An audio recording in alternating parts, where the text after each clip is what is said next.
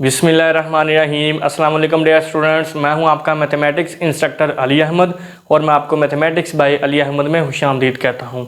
और अगर अभी तक आपने मेरा चैनल सब्सक्राइब नहीं किया तो उसको ज़रूर सब्सक्राइब करें और बेल आइकन पर क्लिक करें ताकि मेरे आने वाली हर वीडियो आपको बर वक्त मिल सके। जैसा कि आप जानते हैं कि हम क्लास BSc ADP का जो मैथमेटिक्स का कोर्स है पार्ट 2 4th ईयर का, ये हमने स्टार्ट किया हुआ है और उसमें हमने मैथमेटिकल मेथड्स की जो बुक है उसका चैप्टर 2 जो कि ग्रुप्स के बारे में है, इसका हमने इंट्रोडक्शन कर लिया था। आज हम इसकी एक्सरसाइज 2.1 स्टार्ट करेंगे और यहाँ पे मैं आपको एक बात बताता चलूँ कि इस एक्सरसाइज से पहले हमने जितनी भी डेफिनेशंस की हैं, जितने भी थ्योरम्स किए हैं और जितनी भी एग्जाम्पल सॉल्व की हैं, ये सारी पेपर के पॉइंट ऑफ व्यू से इंपॉर्टेंट है। तो ये सारी चीज़ें आपने अच्छे तरीके से अंडरस्टैंड करनी है। और अभी हम स्टार्ट करेंगे एक्सरसाइज 2.1। इसका क्वेश्चन नंबर 2 हमारे पास कुछ इस तरह से है। Show that in a group G एक ग्रुप है, इसके दो पार्ट हैं। पहले हम फर्स्ट पार्ट की बात करते हैं। इसमें वो ये कह रहा है the identity element is unique. किसी भी ग्रुप की जो आइडेंटिटी होती है ना, जो आइडेंटिटी एलिमेंट होता है वो यूनिक होता है। ये बात हम यहाँ पे प्रूव करेंगे। तो इस पर्पज़ के लिए मैं यहाँ पे लेट कर लेता हूँ, let E and E dash are identity elements of G. यहां पे मैंने लेट कर लिया कि ई और ई डैश दो आइडेंटिटी एलिमेंट्स हैं जी के, जबकि हमने प्रूव क्या करना है कि आइडेंटिटी एलिमेंट यूनिक है। तो हम इसका कन्वर्स लेके चलेंगे। मैंने कह दिया जी आइडेंटिटी एलिमेंट जो है वो दो हैं, एक ई है और एक ई डैश है। तो फिर हम यहाँ पे दो केस बनाएंगे। पहला केस ये होगा कि E asterisk E dash equals to E dash asterisk E equals to E, और यहाँ पे हम बताएंगे उसे if E dash is identity. देखिए हमने चूंकि कहा है कि ये दोनों आइडेंटिटीज हैं ग्रुप जी की, तो अगर मैं पहले केस में ये कहूँ कि ई डैश आइडेंटिटी है तो फिर ई डैश को आप आइडेंटिटी से चाहे लेफ्ट साइड से ऑपरेट करें चाहे राइट साइड से करें, दोनों सूरतों में ई आएगा ना, क्योंकि ई डैश तो हमने आइडेंटिटी कहा है। और यहाँ पे देखिए मैं स्टेरिक ऑपरेशन यूज़ कर रहा हूँ जनरल, क्योंकि उसने हमें ये नहीं बताया कि ये विद रिस्पेक्ट टू मल्टीप्लिकेशन है या विद रिस्पेक्ट टू एडिशन है, इसलिए हम यहाँ पे जो बाइनरी ऑपरेशन है वो स्टेरिक यूज़ करेंगे इन जनरल। और दूसरा केस क्या हो सकता है, E asterisk E dash equals to E dash asterisk E is equal to E dash, और यहाँ पे हम कंडीशन लिखेंगे इफ़ E इज आइडेंटिटी। देखिए दोनों चीज़ों में फ़र्क है, ये आपने समझना है। पहले मैंने कहा था कि E डैश आइडेंटिटी है, इसलिए E को चाहे लेफ्ट साइड से ऑपरेट किया चाहे राइट साइड से ऑपरेट किया, आंसर E आया। अब मैंने कह दिया है कि E आइडेंटिटी है, तो फिर इसलिए E डैश को चाहे आप राइट साइड से ऑपरेट करें E पे चाहे लेफ्ट साइड पे, दोनों सूरतों में आंसर हमारे पास क्या आएगा, E डैश, क्योंकि इस केस में ई हमारी आइडेंटिटी है, इसलिए ई डैश वैसे ही आ गया। अब आप इसको कह दें इक्वेशन नंबर 1, इसको कह दें इक्वेशन नंबर 2। तो बाय इक्वेशन 1 एंड 2, इक्वेशन 1 और 2 क्या कह रही है, लेफ्ट हैंड साइड सेम है तो राइट भी इक्वल हो जाएंगी, E is equal to E dash, और यही हमने प्रूव करना था। देखें शुरू में हमने ये कहा कि ई और ई डैश दो आइडेंटिटी एलिमेंट्स हैं जी के और वो ये इक्वल आ गए हैं। इसका मतलब क्या है कि जो आइडेंटिटी एलिमेंट है किसी भी ग्रुप का वो यूनिक होता है। हम यही नीचे लिख देंगे, सो आइडेंटिटी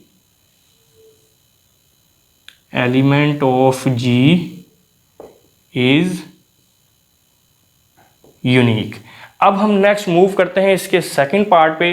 सेकंड पार्ट पे हमें वो ये कह रहा है the inverse of each element is unique. किसी भी ग्रुप में हर एलिमेंट का जो इन्वर्स है जो यूनिक होता है।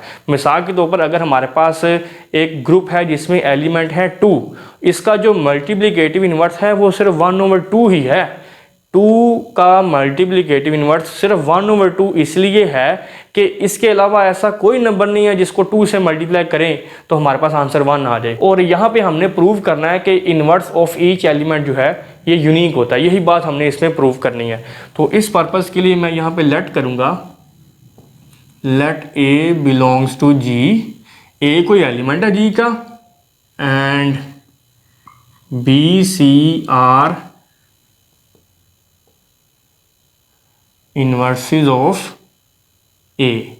मैंने ये कहा है जी ए कोई जी का एलिमेंट है और बी और सी इसके दो इन्वर्स हैं, ए का इन्वर्स बी भी है और सी भी है, और यहाँ पे बी और सी ये दोनों भी जी से बिलोंग कर रहे हैं।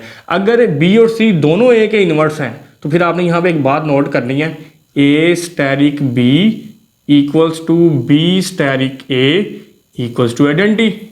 अगर बी ए का इन्वर्स है तो चाहे इसको राइट साइड से ऑपरेट करें चाहे लेफ्ट साइड से, दोनों सूरतों में हमारे पास रिजल्ट क्या आएगा, आइडेंटिटी। यही इन्वर्स की डेफिनेशन है ना। और यहाँ पे देखें अगेन मैं स्टैरिक यूज़ कर रहा हूँ जनरल ऑपरेशन, क्योंकि हमें यहाँ पे बताया नहीं गया कि आपने अंडर मल्टीप्लिकेशन चेक करना है या अंडर एडिशन चेक करना है, इसलिए हम इन जनरल बात कर रहे हैं। और यहाँ पे हमने सी को भी कहा है कि ये ए का इन्वर्स है, तो फिर दूसरी कंडीशन क्या बनेगी, A asterisk C equals to C asterisk A equals to identity. दोनों सूरतों में इधर भी आइडेंटिटी आएगा क्योंकि सी भी ए का इन्वर्स है। बात क्लियर हो गई यहाँ तक। अब हम यहाँ पे एक चीज़ कंसीडर करते हैं, B equals to B asterisk E चूँकि आइडेंटिटी एलिमेंट है तो इसको जब हम B पे ऑपरेट करेंगे तो इस पर कोई फ़र्क नहीं पड़ेगा। अब इसके बाद ये जो E है ये चूँकि ये A स्टैरिक C के इक्वल है तो इस E की जगह पे ये वैल्यू पुट कर दें इसमें, ये है जी हमारे पास A स्टैरिक C। अब चूँकि ए बी सी तीनों एलिमेंट हैं जी के और जी ग्रुप है तो उसमें एसोसिएटिव प्रॉपर्टी होल्ड करेगी, तो बी स्टैरिक ए पे आप ब्रैकेट यूज़ कर लें और सी को सेपरेट कर दें, कर सकते हैं ना हम इस तरह एसोसिएटिविटी। अब ये जो बी स्टैरिक ए है ये इस इक्वेशन के मुताबिक किसके इक्वल है, आइडेंटिटी के, आइडेंटिटी स्टैरिक सी, और लेफ्ट हैंड साइड में हमारे पास क्या चल रहा है, बी। तो B इक्वल्स टू, जब आइडेंटिटी इस पर अप्लाई करेंगे तो इससे कोई फ़र्क नहीं पड़ेगा क्योंकि आइडेंटिटी एलिमेंट है, ये आ गया C। सो देखें हमने B और C दो इन्वर्सेस कहे थे A एलिमेंट के और यहाँ पे B और C दोनों इक्वल हो गए हैं, तो इसका मतलब क्या है कि जो A है उसका एक ही इन्वर्स है, और यही बात हमने स्टेटमेंट में प्रूव करनी थी, the inverse of each element is unique, और यही फिर हम यहाँ पे लिख देंगे, सो inverse of each element is unique। तो क्वेश्चन नंबर 2 में बेसिकली हमने दो बातें प्रूव की हैं। पहली बात ये थी कि जो आइडेंटिटी एलिमेंट है किसी भी ग्रुप का वो यूनिक होता है, वो हमने यहाँ पे प्रूव कर दिया। और दूसरी बात हमने ये प्रूव की कि हर एलिमेंट का जो इन्वर्स है वो यूनिक होता है, अब वो चाहे एडिटिव इन्वर्स है चाहे मल्टीप्लिकेटिव इन्वर्स है। यहाँ पे हमने इन जनरल प्रूव किया है, इसमें दोनों बातें आ जाएंगी। तो मैं उम्मीद करता हूँ कि क्वेश्चन नंबर 2 आपने अच्छे तरीके से अंडरस्टैंड कर लिया होगा। नेक्स्ट अब हम क्वेश्चन नंबर 4 को सॉल्व करते हैं। इसकी स्टेटमेंट कुछ इस तरह से है, शो दैट द सेट, हमें एक सेट दिया गया है जिसमें एलिमेंट्स हैं 1 2 4 5 7 8, और ये नंबर्स नहीं है, ये क्लासेस हैं। Under multiplication modulo 9 is a group, और इस तरह की सेम हम एक एग्जांपल भी सॉल्व कर चुके हैं। यहाँ पे हमारे पास जो सेट दिया गया है इसमें ये जो क्लासेस हैं ये हैं अंडर मॉडुलो 9, और इस सेट को हमने प्रूव करना है कि ये ग्रुप है विद रिस्पेक्ट टू मल्टीप्लिकेशन। तो ये जो सेट दिया गया है इसको मैं नाम दे देता हूँ S का, S इक्वल्स टू 1 2 4 5 7 एंड 8। अब चूंकि हमने इसको ग्रुप प्रूव करना है तो ग्रुप प्रूव करने की जो सबसे पहली प्रॉपर्टी होती है वो क्या होती है, क्लोजर प्रॉपर्टी। तो सबसे पहले हम बात करते हैं क्लोजर प्रॉपर्टी की, क्लोजर प्रॉपर्टी। अब क्लोजर प्रॉपर्टी को प्रूव करने का सबसे बेस्ट वे क्या, मैंने आपको बताया था, इसकी आप कैलस टेबल ड्रा कर लें। तो कैलस टेबल हम यहाँ पे ड्रा करेंगे। अब इसकी इन एलिमेंट्स को पहले हम इस तरह से हॉरिजॉन्टली लिख लेंगे, 1 2 4 5 7 एंड 8। सिमिलरली 1 2 4 5 7 एंड यहाँ पे आ गया 8। अब चूंकि यहाँ पे हमारे पास ऑपरेशन क्या है, मल्टीप्लिकेशन। अब हम इनको मल्टीप्लाई करते हैं, 1 को 1 से करेंगे 1, ये 2, 4, 5, 7 एंड 8, 1 को इनसे करेंगे तो वही एलिमेंट से आ गए हमारे पास। अब इसके बाद 2 की बारी है, 2 इंटू 1 2, 2 इंटू 2 4, 2 इंटू 4 8, 2 इंटू 5 10। अब आप देखें 2 इंटू 5 आया है 10, 10 चूँकि इस सेट में मौजूद नहीं है, तो हम चूँकि बात कर रहे हैं मॉडुलो 9, 10 को हम डिवाइड करेंगे जब 9 पे तो रिमाइंडर 1 आएगा ना, तो हमने यहाँ पे रिमाइंडर लिखना है। सेम उसी तरह से जिस तरह से हमने ये इससे पहले कुछ एग्जाम्पल सॉल्व कर चुके हैं, सेम वही मेथड है। इसी तरह से जब हम 2 को 7 से मल्टीप्लाई करेंगे आंसर आएगा 14, 2 7 आर 14, और जब 9 पे डिवाइड करेंगे तो रिमाइंडर आएगा 5। इसी तरह से 2 8 आर 16 और 9 पे डिवाइड करेंगे तो रिमाइंडर आएगा 7। अब 4 को करते हैं, 4 इंटू 1 4, 4 2 आर 8 और 4 4 आर 16, 9 पे डिवाइड करेंगे रिमाइंडर 7। सिमिलरली 4 5 आर 20, 9 पे डिवाइड करेंगे रिमाइंडर 2। देखें ना 4 5 20, और जब हम इसको 9 पे डिवाइड करेंगे 9 2 आर 18, रिमाइंडर 2। हमने रिमाइंडर लिखना होता है ना। अब उसके बाद 4 7 आर 28, जब हम 9 को डिवाइड करेंगे 9 3 आर 27, रिमाइंडर 1। इसी तरह से 4 को 8 से मल्टीप्लाई करेंगे क्या आएगा 32, और जब 9 को डिवाइड करेंगे तो बाकी रिमाइंडर क्या आएगा 5, 9 3 आर 27। उसके बाद 5 की बारी है, 5 इंटू 1 5, 5 2 आर 10, 9 पे डिवाइड करेंगे रिमाइंडर 1। सिमिलरली 5 4 आर 20, 9 पे डिवाइड करेंगे रिमाइंडर 2, 5 5 आर 25, 9 पे डिवाइड करेंगे रिमाइंडर 7, 5 7 आर 35, जब 9 पे डिवाइड करेंगे तो रिमाइंडर क्या आएगा 8, 9 3 आर 27, बाकी 8 बचता है। उसके बाद 5 को 8 से मल्टीप्लाई करेंगे तो आंसर आएगा 40, और 9 को जब 40 पे डिवाइड करेंगे तो 9 4 आर 36, और बाकी रिमाइंडर क्या आया 4। उसके बाद 7 की बारी है, 7 1 आर 7, 7 2 आर 14, 9 पे डिवाइड करेंगे रिमाइंडर 5, 7 4 आर 28, 9 पे डिवाइड करेंगे तो रिमाइंडर 1 आएगा। उसके बाद 7 5 आर 35, जब 9 पे डिवाइड करेंगे तो रिमाइंडर क्या आएगा 8, 7 7 आर 49, और जब 9 पे डिवाइड करेंगे 9 5 आर 45, और बाकी रिमाइंडर क्या आ गया 4, 7 8 आर 56, और जब हम 9 पे डिवाइड करेंगे 56 को 9 6 आर 54, तो हमारे पास रिमाइंडर क्या आएगा 2। सिमिलरली अब 8 को करेंगे, 8 1 आर 8, 8 2 आर 16, 9 पे डिवाइड करेंगे रिमाइंडर 7, 8 4 आर 32, 9 पे डिवाइड करेंगे रिमाइंडर आएगा 5, 9 3 27। उसके बाद 8 5 आर 40, और जब 9 को डिवाइड करेंगे 9 4 आर 36, रिमाइंडर आया 4। एंड 8 को जब हम 7 से मल्टीप्लाई करेंगे तो 56, और 9 को 6 से मल्टीप्लाई करेंगे 54, रिमाइंडर 2। और इसके बाद जब हम 8 को 8 से मल्टीप्लाई करेंगे आंसर आएगा 64। जब हम इसको 9 पे डिवाइड करेंगे 9 7 आर 63, रिमाइंडर 1। हमने तो रिमाइंडर ही लिखना है ना। तो ये देखें हमारे पास कैलस टेबल कंप्लीट हो गई है, और इस पर अगर आप गौर करें इस पूरी टेबल में ऐसा एक भी एलिमेंट नहीं है जो इस सेट में मौजूद ना हो। इस पूरी कैलस टेबल में हमारे पास सिर्फ वही एलिमेंट्स आए हैं जो इस सेट में मौजूद है। तो इसलिए फिर हम ये कह सकते हैं कि closure property with respect to multiplication holds in S. यही बात हम इसे बताएंगे अब। It is clear from table that closure property with respect to multiplication holds in S। Next अब हम जो प्रॉपर्टी नंबर 2 है उसकी बात करते हैं, which is associative property.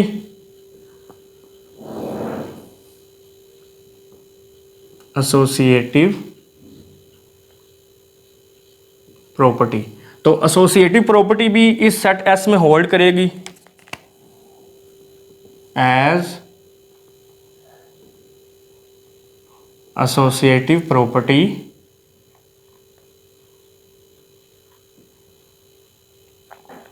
Holds in S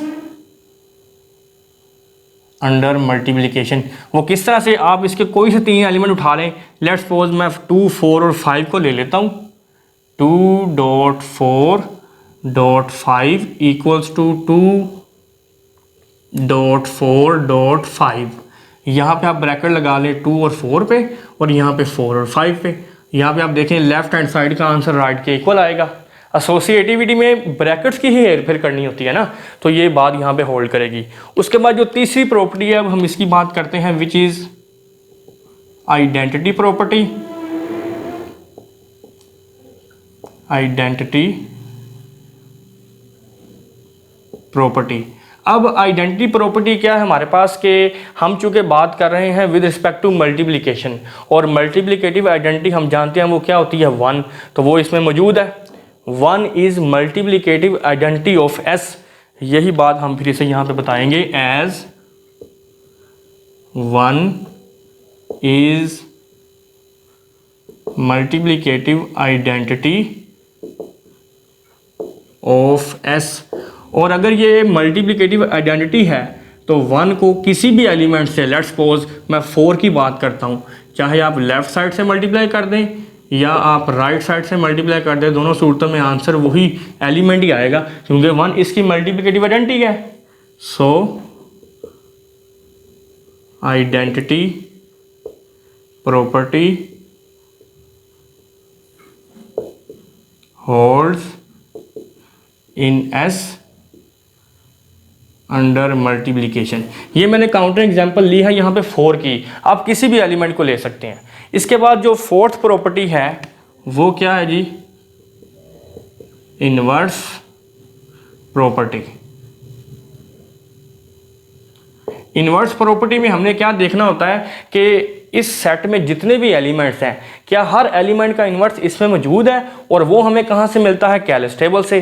callus table में अब आपने ये देखना है कि आइडेंटिटी कहाँ कहाँ पड़ी हुई है। यहाँ पे आइडेंटिटी हमारी क्या है, 1, तो 1 कहाँ कहाँ पड़ा हुआ है, एक 1 ये है, एक 1 ये है, उसके बाद ये 1 पड़ा हुआ है, ये भी 1 है, ये भी 1 है, और ये भी 1 है। देखिए ये 1 है, इसका मतलब क्या है कि 1 को 1 से मल्टीप्लाई किया फिर 1 आया है ना, इसका मतलब ये है कि 1 का मल्टीप्लिकेटिव इन्वर्स 1 ही है। दो नंबर्स एक दूसरे के मल्टीप्लिकेटिव इन्वर्स तब होते हैं जब उनका प्रोडक्ट 1 के इक्वल हो, मतलब आइडेंटिटी के इक्वल हो। तो देखें 1 का मल्टीप्लिकेटिव इन्वर्स 1 है। इसी तरह से ये 1 कैसे आया है, 2 को 5 से मल्टीप्लाई करने से। इसका मतलब क्या है कि 2 का मल्टीप्लिकेटिव इन्वर्स क्या है, 5। अंडर मॉडुलो 9 हम बात कर रहे हैं। वैसे 2 का मल्टीप्लिकेटिव इन्वर्स 5 नहीं होता, लेकिन हम चूंकि बात कर रहे हैं मॉडुलो 9 में, तो मॉडुलो 9 में 2 का मल्टीप्लिकेटिव इन्वर्स 5 है। यही हम एग्जाम्पल इसे बता देंगे कि 1 का मल्टीप्लिकेटिव इन्वर्स 1 ही है, 2 का मल्टीप्लिकेटिव इन्वर्स क्या है, 5, क्योंकि इन दोनों के प्रोडक्ट से हमारे पास 1 बना है ना, ये वाला 1। इसी तरह से 4 को किससे मल्टीप्लाई किया है कि 1 आया, 7 से। इट मीन्स 4 का मल्टीप्लिकेटिव इन्वर्स 7 है। और उसके बाद अगर हम बात करें 5 की, तो 5 को किससे मल्टीप्लाई करें, 1 आया 2 से। ये हम ऑलरेडी डिस्कस कर चुके हैं। अगर 2 का मल्टीप्लिकेटिव इन्वर्स 5 है तो 5 का 2 है, तो इसलिए ये बात करने की ज़रूरत नहीं है। हम यहाँ पे अब 8 की बात करते हैं। 8 का मल्टीप्लिकेटिव इन्वर्स क्या है, 8 ही है, क्योंकि इन दोनों का मल्टीप्लाई करने से हमारे पास 1 आया है ना।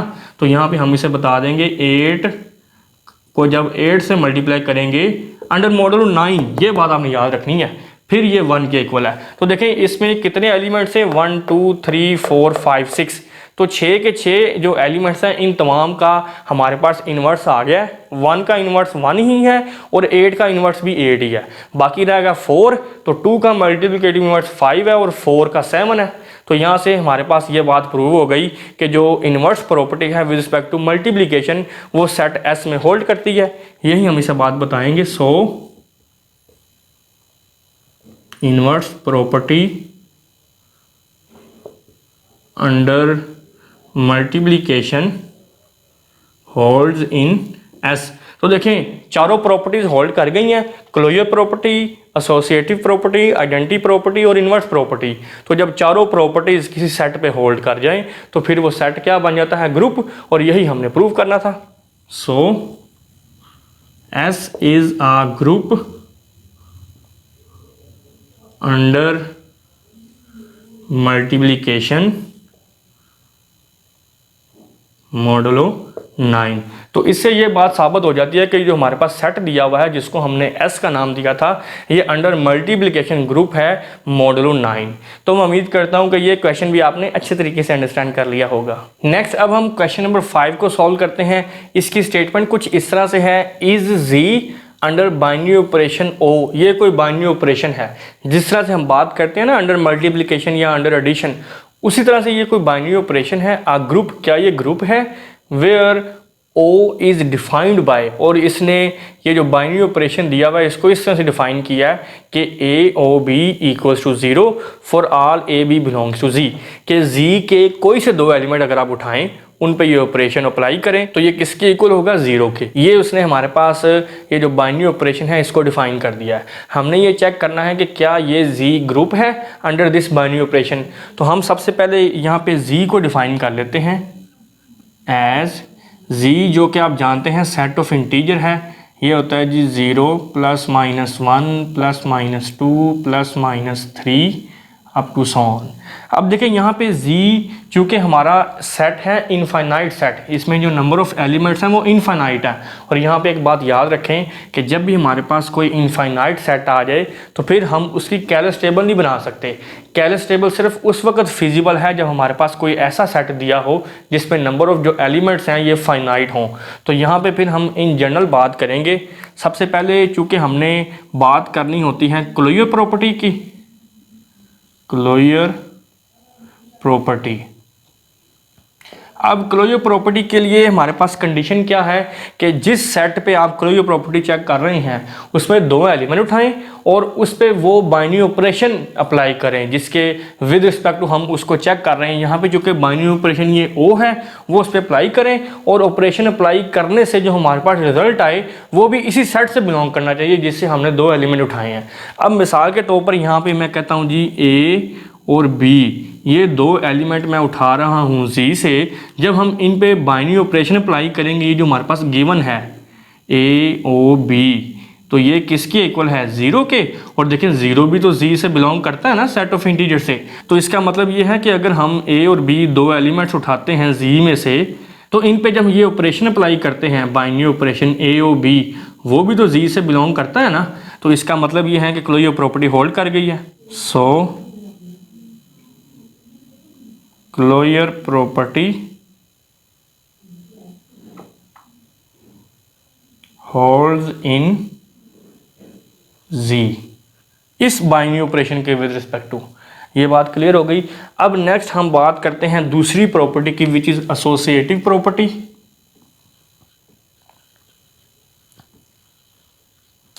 Associative property. अब एसोसिएटिव प्रॉपर्टी को हम किस तरह से यहाँ पे प्रूव करेंगे। देखें, अगर हम बात करें इस बाइनरी ऑपरेशन की, तो इस बाइनरी ऑपरेशन के with respect to associative property इसी तरह से होगी ना। अगर हम तीन एलिमेंट्स उठा लें ए बी सी, किस में से, इसी जी में से, तो एसोसिएटिव प्रॉपर्टी है जी A O B O C equals to A O B O C. यहाँ पे ब्रैकेट हम यूज़ करेंगे इन दोनों पे और यहाँ पे इन दोनों पे। अब हम इसी बात को प्रूव करते हैं। पहले मैं लेफ्ट हैंड साइड को उठाता हूँ। लेफ्ट हैंड साइड क्या है जी, ए ओ बी और ओ सी।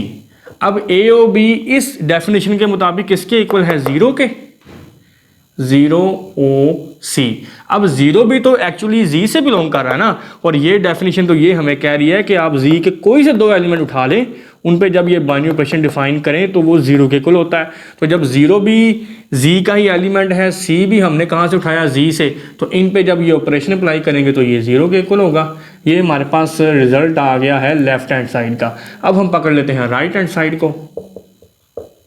राइट हैंड साइड है जी ए ओ बी ओ सी। तो अगेन यहाँ पे बी और सी का रिजल्ट क्या होगा इस डेफिनेशन के मुताबिक, 0। और यहाँ पे देखें 0 भी जी से बिलोंग कर रहा है और ए भी जी से बिलोंग कर रहा है। और इस डेफिनेशन के मुताबिक इनका जो ऑपरेशन है बाइनरी ऑपरेशन, वो हमें क्या रिजल्ट देता है, 0। और ये आपकी राइट हैंड साइड है। तो यहाँ पे देख लें लेफ्ट हैंड साइड और राइट हैंड साइड दोनों सेम आई हैं। इसका मतलब क्या है कि एसोसिएटिव प्रॉपर्टी होल्ड करेगी इस सेट जी में।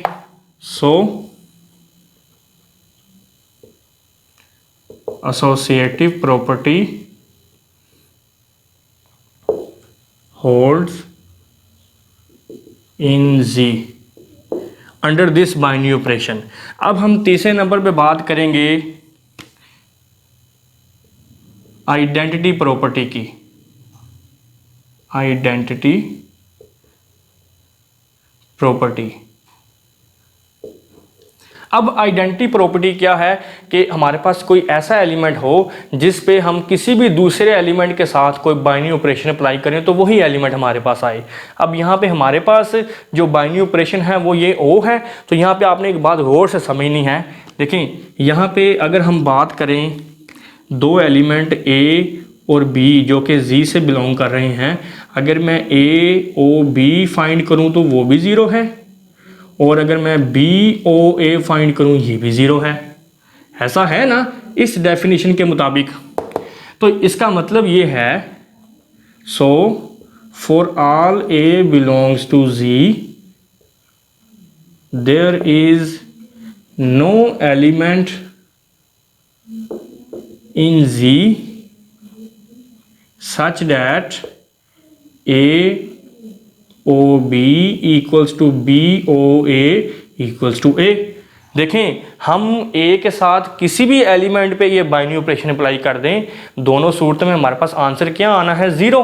हमारे पास जी में ऐसा कोई भी एलिमेंट नहीं है जो इस तरह का हो, पहले उस एलिमेंट को ए के राइट साइड पर रख के ये ऑपरेशन अप्लाई करें, फिर लेफ्ट साइड पर रख के, और दोनों सूरतों में आंसर हमारे पास क्या आए? ए। तो इसी सूरत में फिर हम बी को इस सेट जी की आइडेंटिटी कहेंगे ना। लेकिन ऐसा तो हमारे पास एलिमेंट ही नहीं है, क्योंकि हमारे पास जो डेफिनेशन है उसके मुताबिक आप जी के कोई से दो एलिमेंट उठा लें, उसने हमेशा क्या बनना है? ज़ीरो।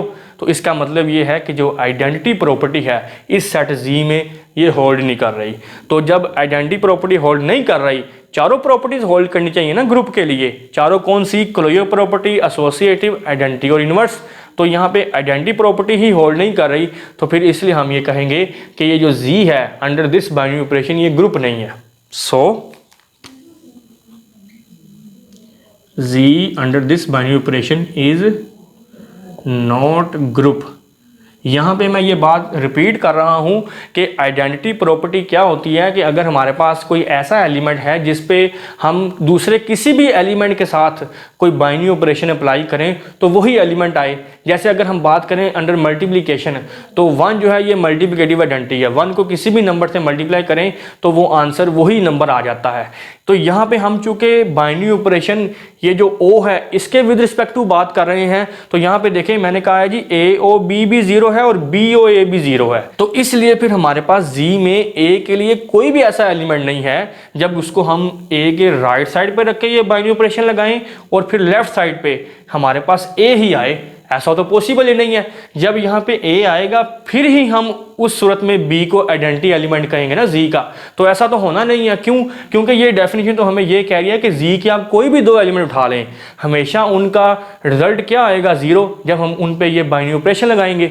तो इसलिए फिर आइडेंटिटी प्रॉपर्टी चूंकि इस सेट में होल्ड नहीं कर रही, इसलिए फिर हमने ये कहा है कि ये जो सेट जी है अंडर दिस बाइनरी ऑपरेशन ये ग्रुप नहीं है। तो मैं उम्मीद करता हूँ कि ये क्वेश्चन नंबर 5 आपने अच्छे तरीके से अंडरस्टैंड कर लिया होगा। नेक्स्ट अब हम क्वेश्चन नंबर 6 को सॉल्व करते हैं। इसकी स्टेटमेंट कुछ इस तरह से है, शो डैट द मैट्रिसेस, हमारे पास 4 मैट्रिसेस गिवन हैं आई ए बी सी। हमने ये प्रूव करना है कि ये ग्रुप बनाती हैं अंडर मल्टीप्लिकेशन।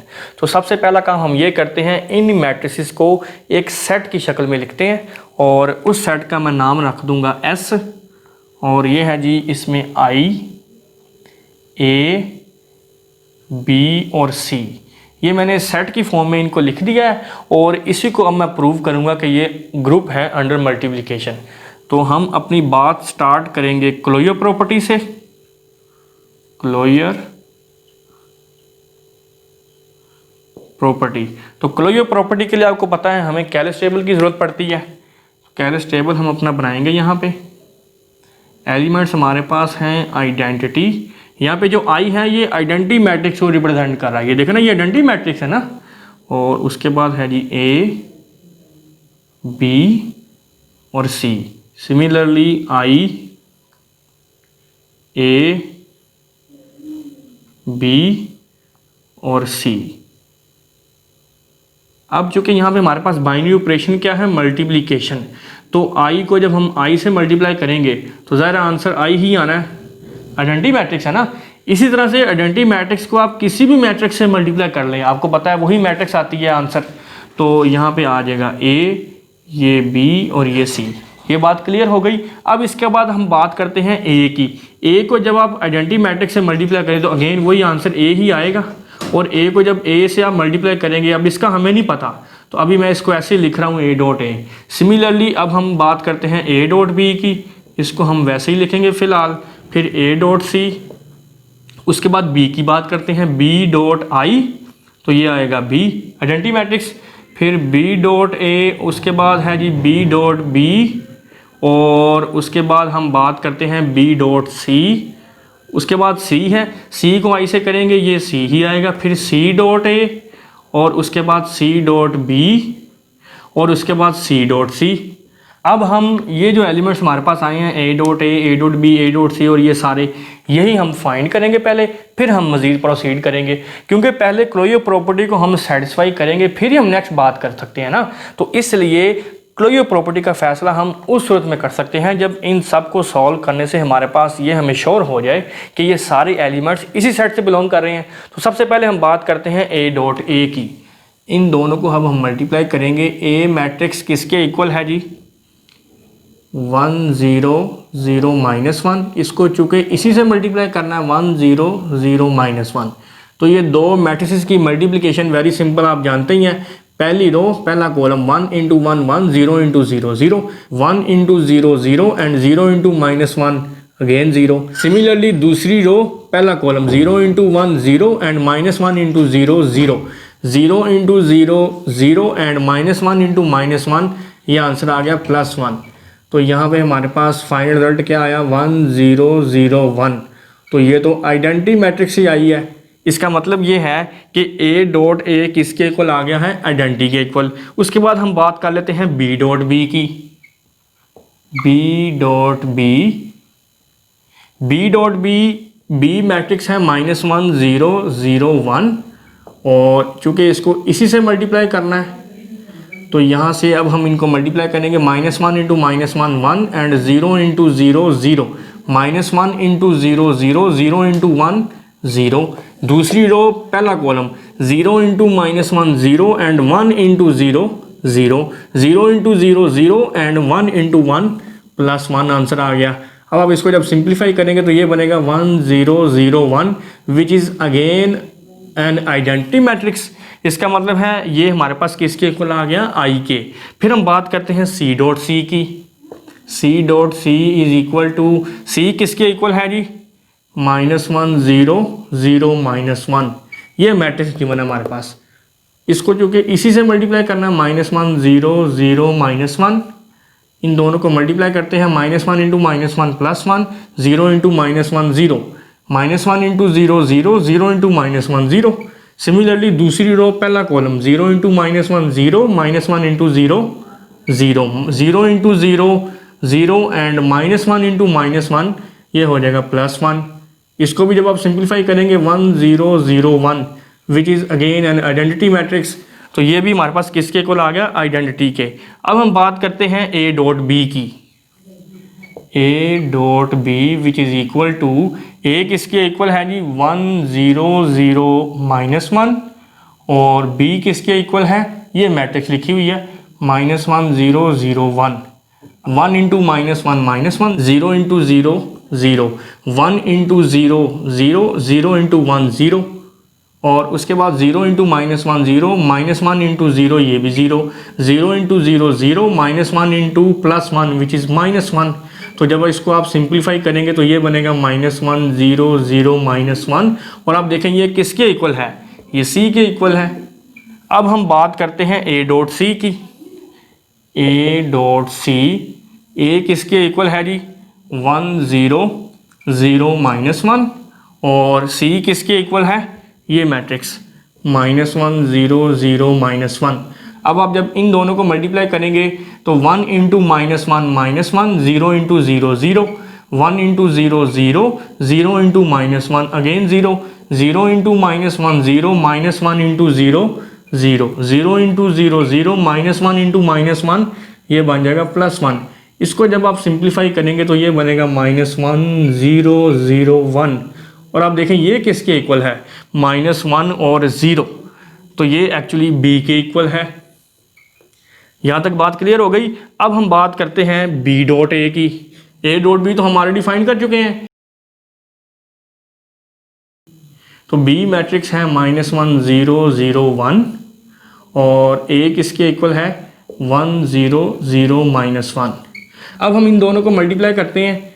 पहली रो पहला column -1 into 1 -1 0 into 0 0 -1 into 0 0 0 into -1 0 0 into 1 0 1 into 0 0 0 into 0 0 and 1 into -1 answer is -1। अब जब आप इसको सिंप्लीफाई करेंगे तो ये बनेगा -1 0 0 -1। तो ये देखें ये वही मैट्रिक्स बनी है जो कि C के इक्वल है। अब हम बात करते हैं C डॉट A की। A डॉट C तो हम ऑलरेडी फाइंड कर चुके हैं ना। अब हम बात करते हैं C डॉट A की। हमने ये 9 एलिमेंट्स फाइंड करने हैं जिनमें से हम 6 फाइंड कर चुके हैं। अब मैं बात करता हूँ C डॉट A की। तो पहले हम बात करेंगे C की, वो क्या है -1 0 0 -1 और A क्या है जी 1 0 0 -1। अब इनको आपस में मल्टीप्लाई कर लें। -1 into 1 -1 0 into 0 0 -1 into 0 0 0 into -1 0 0 into 1 0 -1 into 0 0 0 into 0 0 and -1 into -1 ये होएगा +1। इसको सिंप्लीफाई कर लें -1 0 0 1। तो ये देखें यही मैट्रिक्स आई है जो किसके इक्वल है B के। अब हमारे पास रह क्या गया है, अब हम बात करते हैं B डॉट C की। B डॉट C हमने पहले नहीं फाइंड किया, तो B डॉट C B किसके इक्वल है, ये है जी -1 0 0 1 और C क्या है, C ये मैट्रिक्स लिखी है -1 0 0 -1। इनको मल्टीप्लाई कर लें। -1 इंटू -1 +1 0 इंटू 0 0 -1 इंटू 0 0 और 0 इंटू -1 ये भी 0। दूसरी रो पहला column 0 into -1 0 1 into 0 0 and 0 into 0 0 1 into -1 -1। इसको सिंप्लीफाई कर लें। ये है जी 1, ये 0, ये 0, ये -1। और अब आप ये देखें ये किसके इक्वल आया हमारे पास, A मैट्रिक्स के इक्वल है ये, which is equal to A। अब हमारे पास लास्ट एक एलिमेंट रह गया है C dot B। C dot B हमने पहले नहीं फाइंड किया, हाँ जी यही नहीं फाइंड किया, तो सिर्फ इनकी पोजीशन चेंज हो जाएगी, ये इधर आ जाएगा और B को बाद में लिख लेंगे विच इज़ -1 0 0 1। अब आप इन दोनों को मल्टीप्लाई कर लें। -1 इंटू -1 +1 0 इंटू 0 0 और उसके बाद यही रो दूसरा column -1 into 0 0 0 into 1 0 and 0 into -1 0 -1 into 0 ये भी 0 0 इंटू 0 0 और -1 इंटू +1 -1। इसको सिंप्लीफाई करें ये बनेगा 1 0 0 -1। तो ये वही मैट्रिक्स ही आई है जो कि A के इक्वल है। तो यहाँ पे देखें हमारे पास ये बात क्लियर हो गई है कि इन तमाम का जो प्रोडक्ट है वो एक्चुअली हमारे पास वो रिजल्ट्स आए हैं जो सारे इसी सेट से बिलोंग कर रहे हैं। ये हम यहाँ पे लिख देते हैं। A डॉट A का आंसर हमारे पास क्या आया है जी, आइडेंटिटी। तो इसकी जगह पे हम लिख देंगे identity. Similarly B dot B भी आइडेंटिटी है, यहाँ से देख सकते हैं आप, और C डॉट C भी आइडेंटिटी है, ये आइडेंटिटी आ गई। उसके बाद हम बात करते हैं A डॉट B की। A डॉट B किसके इक्वल आया है, A डॉट B इक्वल आया C के। और सिमिलरली जो B डॉट A है ये भी आप देख सकते हैं C के इक्वल है, B डॉट A भी C के इक्वल है। उसके बाद हम बात करते हैं A डॉट C की। तो A डॉट C देख लें किसके इक्वल आया, B के। और सिमिलरली जो C डॉट A है ये भी B के इक्वल आया, ये देख सकते हैं आप। उसके बाद हम बात करते हैं B डॉट C की। B डॉट C किसके इक्वल आया है, A के। एंड सिमिलरली जो C डॉट B है ये भी A के इक्वल आया है। तो यहाँ से देखें हमारे पास ये क्लियर है कि कैलस टेबल में जितने भी एलिमेंट्स हैं वो सारे किससे बिलोंग कर रहे हैं, S से। तो फिर हम ये क्या कह सकते हैं, so it is clear from table that closure property holds in S under multiplication. Next अब हम इसकी जो बाकी प्रॉपर्टीज़ हैं, ये पहली प्रॉपर्टी है, बाकी तीनों प्रॉपर्टीज़ को भी यहाँ पे डिस्कस करते हैं। सेकंड प्रॉपर्टी हमारे पास होती है associative property.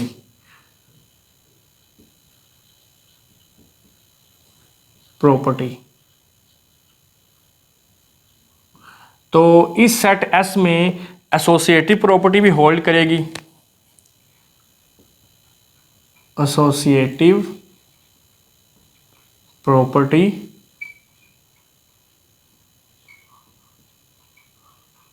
Holds in S under multiplication. वो किस तरह से, आप इसके यही तीन एलिमेंट उठा लें, A B C, A dot B C equals to A dot B C, यहाँ पे ब्रैकेट यूज़ कर लें ए बी पे, और यहाँ पे आप यूज़ कर लें बी और सी पे, तो लेफ्ट हैंड साइड का आंसर राइट के इक्वल आएगा। तो इसलिए हम ये फिर कह सकते हैं कि जो एसोसिएटिव प्रॉपर्टी है अंडर मल्टीप्लिकेशन वो एस में होल्ड करती है। इसके बाद जो तीसरी प्रॉपर्टी है विच इज़ आइडेंटिटी प्रॉपर्टी, इसकी बात कर लेते हैं हम। आइडेंटिटी प्रॉपर्टी, अब आइडेंटिटी प्रॉपर्टी क्या है कि हमारे पास मल्टीप्लिकेटिव आइडेंटिटी होनी चाहिए, क्योंकि हम बात कर रहे हैं विद रिस्पेक्ट टू मल्टीप्लिकेशन, तो वो भी हमारे पास मौजूद है। यहाँ पे आई यहाँ पे आइडेंटिटी मैट्रिक्स है ना, तो यहाँ पे हम ये फिर लिखेंगे as I is equal to 1 0 0 1 is identity element of S. और इस बात की दलील क्या है कि आई को आप किसी भी मैट्रिक्स से मल्टीप्लाई कर लें, चाहे लेफ्ट साइड से चाहे राइट साइड से, दोनों सूरतों में आंसर वो मैट्रिक्स ही आता है। तो फिर इसलिए हम ये कह सकते हैं कि जो आइडेंटिटी प्रॉपर्टी है वो सेट एस में with respect to multiplication hold करती है। So identity property holds in S under multiplication. और नेक्स्ट जो हमारे पास फोर्थ प्रॉपर्टी है वो है जी inverse property. Inverse property, inverse property में हमने क्या देखना होता है कि जिस सेट की हम बात कर रहे हैं क्या उसमें हर एलिमेंट का इन्वर्स मौजूद है, और वो हमें कहाँ से मिलता है, कैलस टेबल से। कैलस टेबल में देखें वो आइडेंटिटी कहाँ कहाँ पड़ी हुई है। अब हमारी आइडेंटिटी है ये आई आइडेंटिटी मैट्रिक्स, तो वो एक ये है, एक ये पड़ी हुई है, एक ये है और एक ये है। अब यहाँ पे आप देखें आई को आई से मल्टीप्लाई किया तो आई आया है। ये यहाँ पे आप एक बात याद रख लें कि जो आई है उसका इन्वर्स आई ही होता है, मतलब आइडेंटिटी का इन्वर्स हमेशा आइडेंटिटी ही होता है। हम बाकियों को देख लेते हैं। ये देखें ये आई कैसे आया है, जब ए को ए से मल्टीप्लाई किया है, इसका मतलब ये है कि ए का मल्टीप्लिकेटिव इन्वर्स क्या है, ए खुद ही। सिमिलरली ये आई आया है बी को बी से मल्टीप्लाई करने से, तो इसका मतलब ये है कि बी का मल्टीप्लिकेटिव इन्वर्स बी ही है। तो फिर सेट एस हमारे पास एक ऐसा सेट है जिसका हर एलिमेंट अपना इन्वर्स है। देख लें सेम केस सी की तरफ है। तो फिर हम यहाँ पे ये लिखेंगे कि as A dot A is equal to identity, B dot B is equal to identity and C dot C is equal to identity. चूंकि हर एलिमेंट का इन्वर्स इसमें मौजूद है, so inverse property holds in S under multiplication. तो चूंकि चारों properties hold कर गई हैं, तो फिर इसलिए हम ये कह सकते हैं कि ये जो सेट एस जिसको हमने शुरू में लेट कर लिया था, हमारे पास चार मैट्रिसेस गिवन थी आई ए बी सी, इनको हमने एक सेट की शक्ल में लिखा और इस सेट पे ग्रुप की चारों प्रॉपर्टीज होल्ड कर गई हैं विद रिस्पेक्ट टू मल्टीप्लिकेशन। तो फिर हम ये कह सकते हैं कि दिस सेट मतलब ये चारों मैट्रिसेस जो हैं ये अंडर मल्टीप्लिकेशन ग्रुप बनाती हैं। Then S form a group under multiplication। तो मैं उम्मीद करता हूँ कि क्वेश्चन नंबर 6 भी आपने अच्छे तरीके से अंडरस्टैंड कर लिया होगा।